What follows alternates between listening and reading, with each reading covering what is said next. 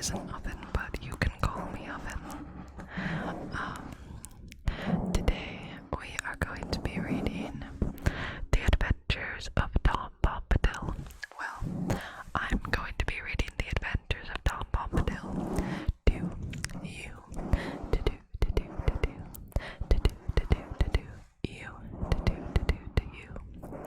So, yeah, I'm pretty excited to do this video. I love these reading videos so much. They're like some of my favorite videos to record now. But don't worry, there will be other videos coming out soon. I just really like the reading ones. So, yeah, we're gonna get started. But before we do, please hit the subscribe button if you haven't already. It really helps out the channel. And I think it's so cool when you do that. Thank you all so much for the support recently, by the way. I really appreciate it, and I'm so thankful for all of you who have clicked on my videos, or who have left a comment, or liked, or especially those of you who have subscribed. Thank you all so much. It really does mean the world to me, and it really helps out the channel and me a lot. So thank you all so much for that. I truly can't thank you enough. So we're gonna get into the video now. I'm going to be reading from this book, which is titled Tales from the Perilous Realm. It's kind of just a compilation of different stories from J.R.R. Tolkien that aren't in the Silmarillion or Unfinished Tales or any of his other more famous books, basically. I actually really love the way that this book feels. It's got some pretty good tapping sounds as well. I don't know, I just like this book. I think it just looks so sleek.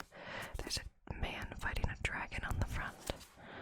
I'm not 100% sure who that man or that dragon is.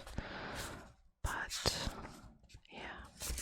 So there's different stories in here. One is called Rover Random. The second one is Farmer Giles of Ham. The third one is The Adventures of Tom Bombadil. That's who we're going to be focusing on. Fourth is Smith of Wooton Major. And the last one is titled Leaf by Niggle. The last one I think is mentioned once or twice in the Lord of the Rings books. He's like a famous author within Middle-earth, I think. That might be wrong. So, there are several illustrations in here by Alan Lee. Alan Lee has been painting and drawing Lord of the Rings scenes and characters for something like 50 years now, so he's quite renowned in the Tolkien community, I guess, for his paintings and drawings of Tolkien's characters. Usually, those are the ones that you will see, because they're the most famous for the most part. So we're going to be reading The Adventures of Tom Bombadil. Tom Bombadil is a character in Tolkien's Legendarium. He is in The Lord of the Rings, The Fellowship of the Ring, in the book. He is kind of an obscure character who is extremely old and has been living in the same area for most of Middle-earth's history. He has a wife whose name I can't remember, but we'll probably read it in here. She's a river spirit, and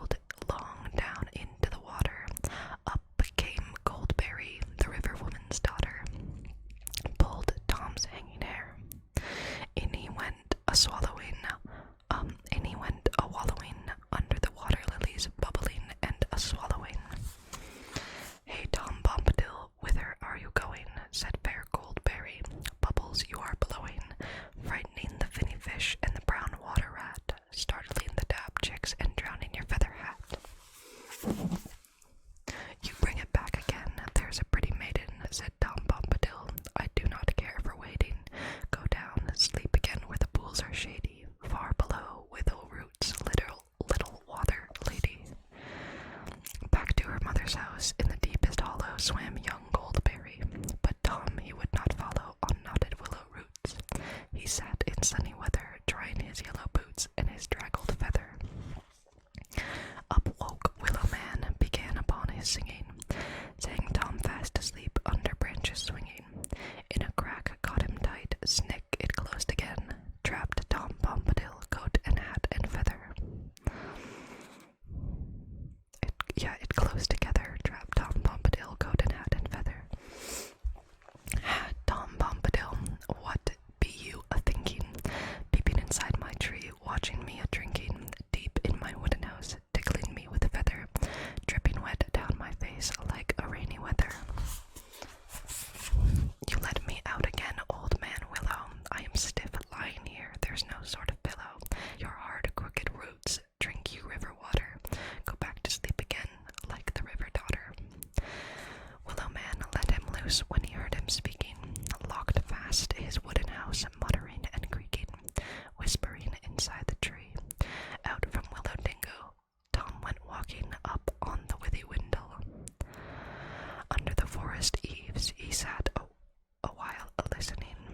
On the boughs piping birds were chirruping and whistling. Butterflies about his head went quivering and winking, until gray clouds came up and the sun was sinking. Then Tom hurried on, rain began to shiver, round rings pattering in the running river. A wind blew, shaking leaves, chilly drops were dripping into a sheltering hole old Tom went skipping. Out came Badger Brock with his snowy forehead and his dark blinking eyes. In the hill he quarried with his wife and many sons. By the coat they caught him, pulled him inside their earth, down their tunnels brought him. Inside their secret house, where they sat a-mumbling, "Ho, Tom Bombadil, where have you come tumbling? Bursting in the front door, badger folk have caught you. You'll never find it out, the way that we have brought you." Now, old Badger Brock, do you hear me talking? You show me out at once, I must be a-walking. Show me to your back door, under briar roses, then clean grimy paws, wipe your earthy noses. Go back to sleep again on your straw pillow, like fair Goldberry and old man Willow. Then all the Badger folk said, "We beg your pardon." They showed Tom out again to their thorny garden, went back and hid themselves, a-shivering and a-shaking, blocked up their doors, earth together raking. Rain had passed, the sky was clear, and in summer gloaming, old Tom Bombadil laughed as he came homing, unlocked his door again, and opened up a shutter. In the kitchen, round the lamp, moths began to flutter. Tom through the window saw waking stars come winking, and the new slender moon early westward sinking. Dark came Underhill, Tom he lit a candle, upstairs creaking went, turned the door handle. "Ooh, Tom Bombadil, look what night has brought you. I'm here behind the door. Now at last I've caught you. You'd forgotten Barrow White, dwelling in the old mound, up there on hilltop with the ring of stones round. He's got loose again, under earth he'll take you. Poor Tom Bombadil, pale and cold he'll make you."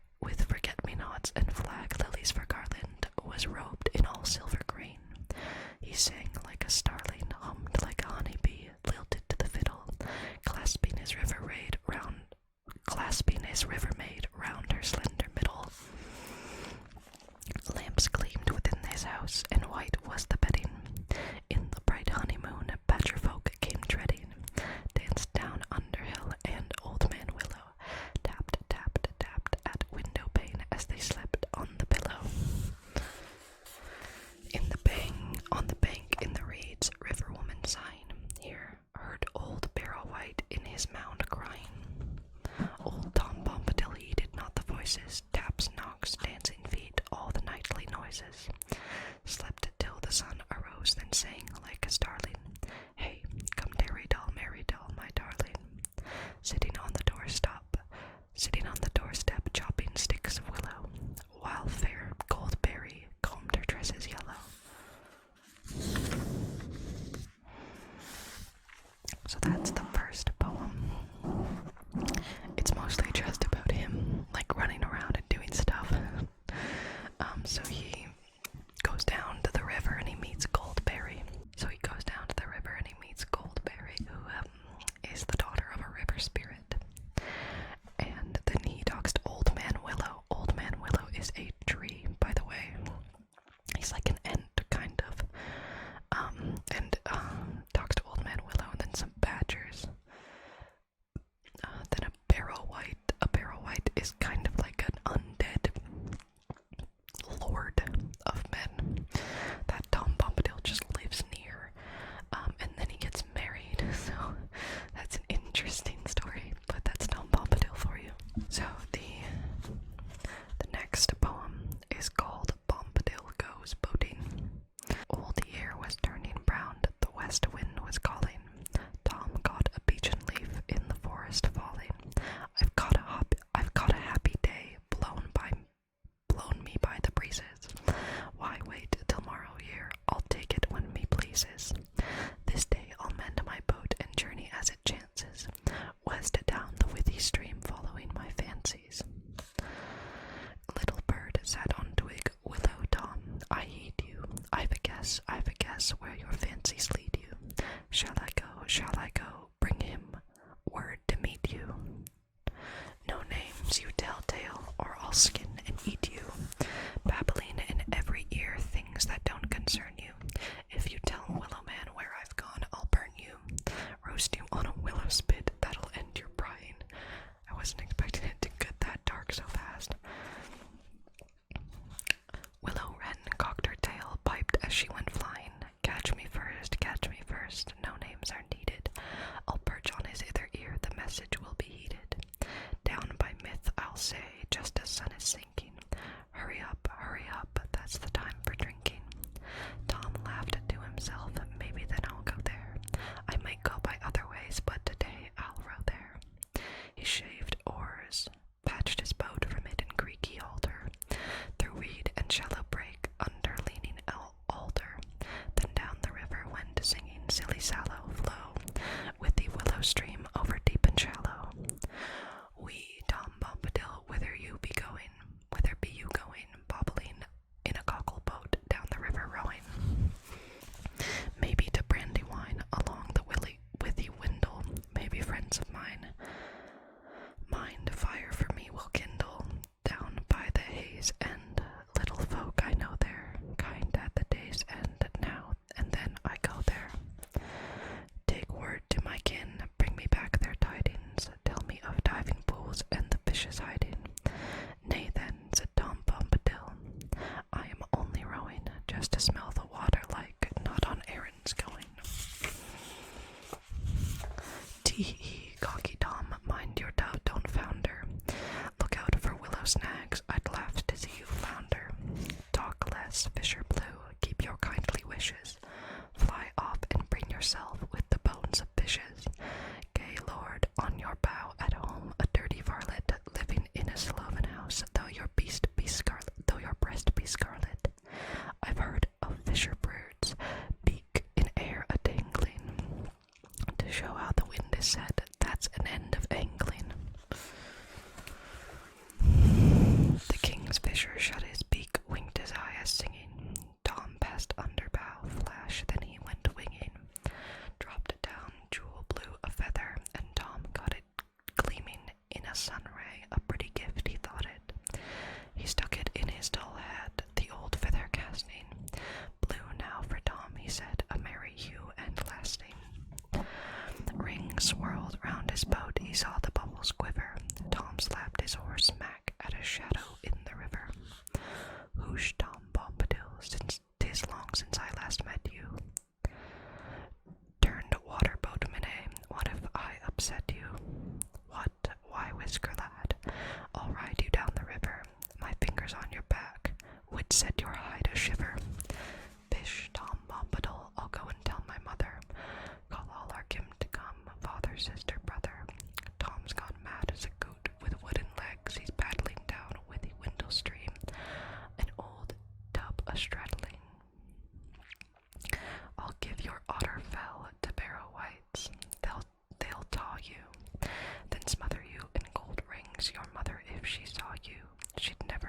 son unless 'twas by a whisker. Nay, don't tease old Tom until you be far brisker. Whoosh, said Otter lad, river water spraying over Tom's hat and all, set the boat a-swaying. Dived down under it, and by the bank lay peering, till Tom's merry song faded out of hearing. Old Swan of Elver Isle sailed past him proudly, gave Tom a black look, snorted at him loudly. Tom laughed, "You old gob, do you miss your father? Give me a new one, the old was worn by weather." Oh wait, I read that wrong, sorry. "You old gob, do you miss your feather? Give me a new one then, the old was worn by weather. Could you speak a fair word, I would love you dearie. I would love you dearer, long neck and dumb throat, but still haughty sneerer. If one day the king returns, in upping he may take you, brand your yellow bill, and less lordly make you." Old Swan huffed his wings, hissed and paddled faster. In his wake, bobbing on Tom, went rowing faster. Went rowing after. Tom came to Withy Weir, down the river rushing, foamed into Whittle Reach, a bubbling and a splashing. Bore Tom over stone, spinning like a windfall, bobbing like a bottle cork, to the height at Grindwall. Hoy, here's Woodman Tom with his billy beard on, laughed all the little folk of Haysend and Brereton. "Where, Tom, we'll shoot you dead with our bows and arrows. We don't let forest folk nor bookies from the barrows cross over Brandywine by cockle-boat nor ferry. Fie, little fat bellies, don't ye make so merry. I've seen hobbit folk digging holes to hide 'em, frightened if a horny goat or a badger eyed 'em. Afeard of the moonbeams, they're all the shadow shunning. I'll call the orcs on you, that'll send you running." "You may call Woodman Tom, and you can talk your beard off. 3 arrows in your hat, you we're not afeard of. Where would you go to now, if for beer you're making? The barrows ain't deep enough if Brereton for your slaking. Away over Brandywine,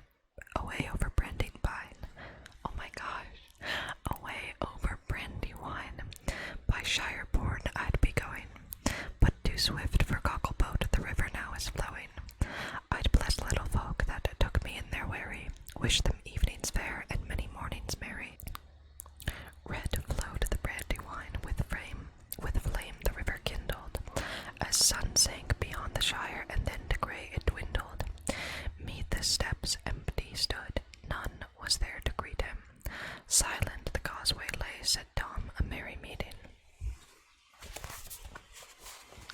Tom stumped along the road as the light was failing. Rusty lamps gleamed ahead. He heard a voice him hailing.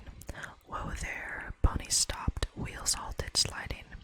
Tom went plodding past, never looked beside him. Oh there, beggar man, tramping in the marish. What's your business here, hat all stuck with arrows? Someone's warned you off, caught you at your sneaking. Come here, tell me now what it is you're seeking. Shire ale, I'll be bound, though you've not a penny. I'll bid them lock their doors, and then you won't get any. Well, well, muddy feet from one that's late for meeting. Away back by the myth, that's a surely greeting. Your old farmer fat that cannot walk for wheezing, cart drawn like a sack, ought to be more pleasing. Pennywise, tub on legs, a beggar can't be chooser, or else I'd bid you go, and you would be the loser. Come, maggot, help me up, a tankard now you owe me. Even in cockshut light, an old friend should know me.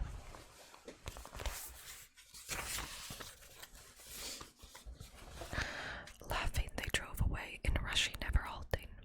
Though the inn open stood, and they could smell the malting, they turned down a maggot's lane, rattling and bumping. Tom in the farmer's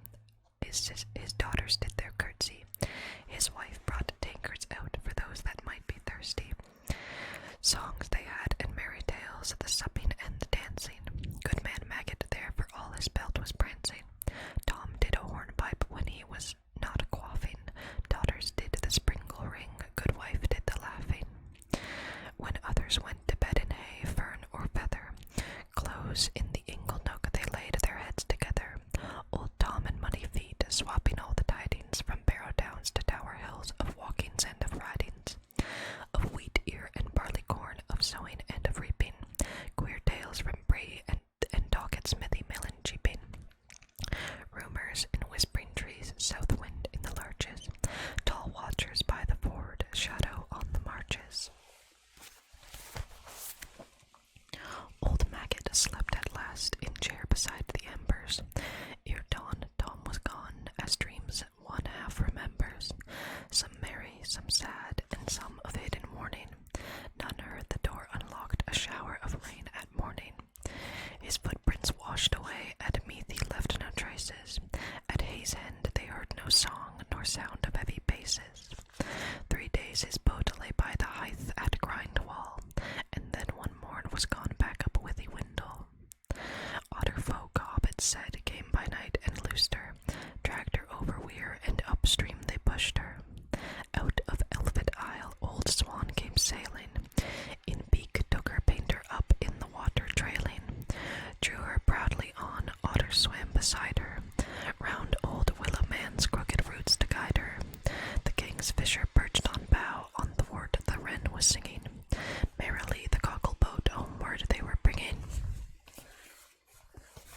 To Tom's Creek they came at last. Otter lad said, "Wish now, what a coot, without his legs, or a finless fish now. Oh, silly sallow willow stream, the oars they left behind them, long they lay at Grindwall Hythe for Tom to come and find them."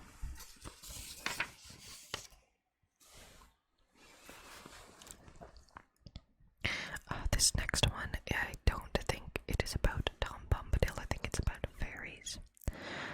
But we'll read it anyway. These are some very beautiful drawings as well.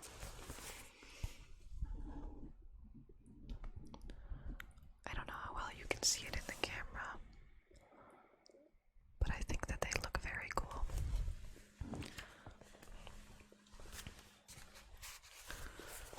So this is called errantry, or errantry. There was a merry passenger, a messenger, a mariner. He built a gilded gondola to wander in, and had in her a load of yellow oranges and porridge for his provender. He perfumed her with myrrh, marjoram, and cardamom and lavender.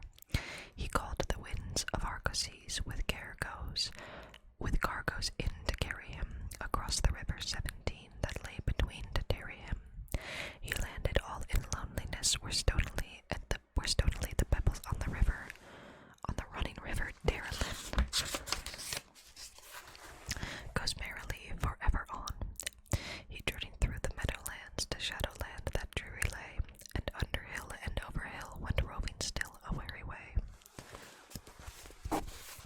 He sat and sang a melody, his errantry a tarrying.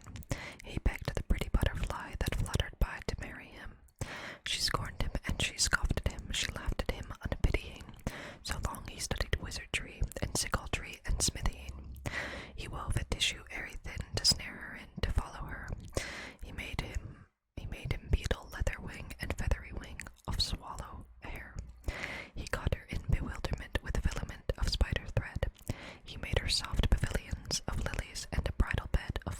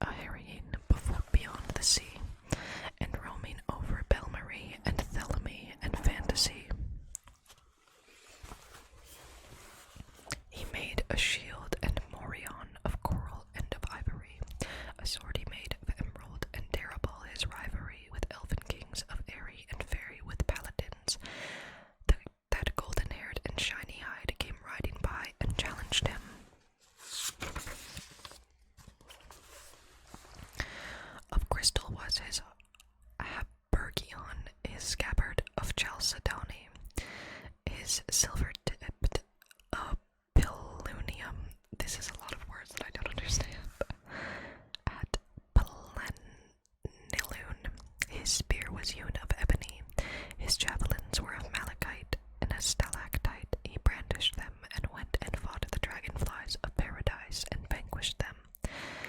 He battled with the Dumbledores, the Hummerhorns, the honeybees, and won the golden honeycomb, and running home on sunny seas, in ships of leaves and gossamer, with blossom for a canopy, he sat and sang and furbished up and burnished up his panoply. He tarried for a little while in little isles that lonely lay, and found there naught but blowing grass, and so at last the only way he took and turned, and coming home with honeycomb to memory, his message came, and errand too. In daring doe and glamoury, he had forgot them journeying and journeying a wanderer. So now he must depart again, and start again his gondola, for ever still a messenger, a passenger, a terrier, a roving as a feather does, a weather-driven mariner. And that's the last little illustration at the end.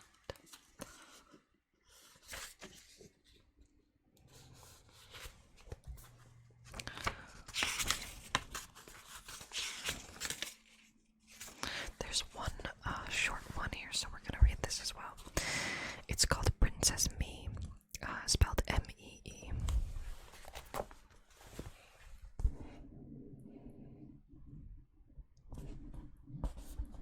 Come on, focus. Oh, it's not going to.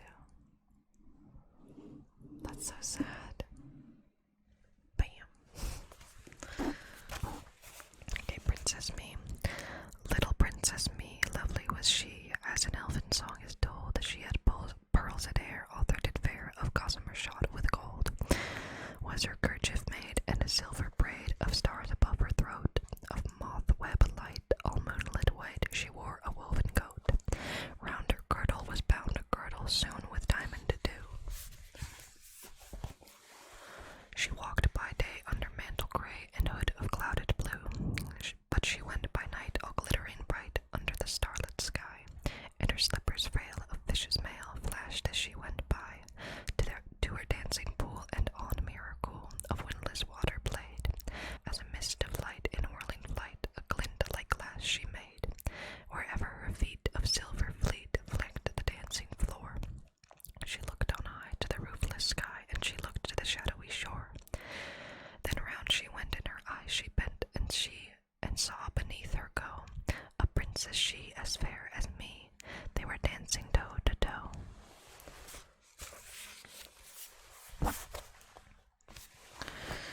She was as light as me and as bright, but she was strange to tell, hanging down with a starry crown into a bottomless well. Her gleaming eyes in great surprise looked up to the eyes of me, a marvelous thing head down to swing above a starry sea. Only their feet could ever meet, for where the ways might lie to find a land where they do not stand, but hang down in the sky. No one could tell nor learn and spell in all the elfin lore. So still on her own, an elf alone, dancing as before, with pearls in hair and girdle fair, and slippers frail of fish's mail went me, of fish's mail and slippers frail and girdle fair, with pearls in hair went she.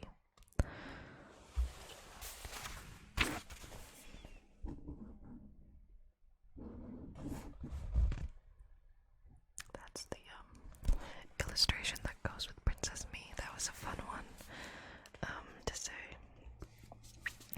But we're gonna end the video there. Maybe we'll do more poetry another time.